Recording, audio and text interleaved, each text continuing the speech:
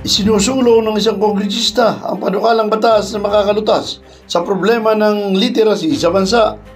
Sa ilalim ng panukala ng Senior Citizens Party List Representative Pompong Ordanes, aatasan ang mga local government units na ilahan ng 30% ng 1% mula sa kanilang real property tax collection para sa Scholar ng Bayan program. Mayroong 1% na binabayaran ang lahat ng property owners na 1%. So dun sa 1% po na yon ay maglalaan ng 30% para po sa mga estudyanteng poor and deserving, yung mahihirap na gusto pong magpatuloy ng pag-aaral. Isinasad rin sa panukala na magbubuo ng Local Selection Committee na binubuo ng religious sector at civil society group.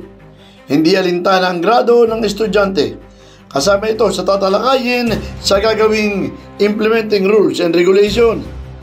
Paglilinaw ni Ordanes na makikinabang din ang libu-libong senior citizens sa programa na siyang sumusuporta sa gastusin sa pag-aaral ng kanilang mga apo.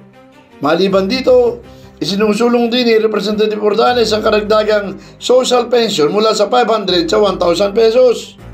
Una nang isinulong ni Ordanes at naging isang ganap na batas noong 19th Congress ang Centenarian Act na nagkakalob ng insentibo na 10,000 piso sa senior citizen na may edad na 80, 85, 90 at 95 sa ilalim ng nasabing batas.